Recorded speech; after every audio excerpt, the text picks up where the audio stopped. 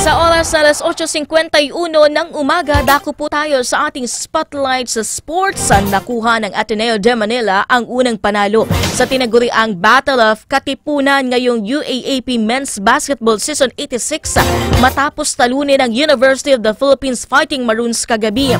99-89 matapos ang overtime sa Mall of Asia Arena sa Pasay City. Ito na rin ang unang talo ng UP sa ngayong season. Nakuha pang makahabol ng Fighting Maroons matapos habuli ng 10 points. Nakalamangan ng Blue Eagles sa pagtatapos ng regulation, ngunit hindi na hinayaan ng Ateneo na pangunahan ni Mason Amos na muling dumikit ang UP sa overtime.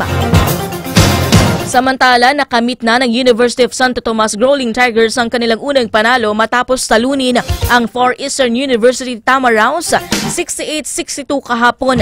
Ito rin ang unang panalo ng UST matapos matalo ang 19 na sunod na beses simula pa noong huling season.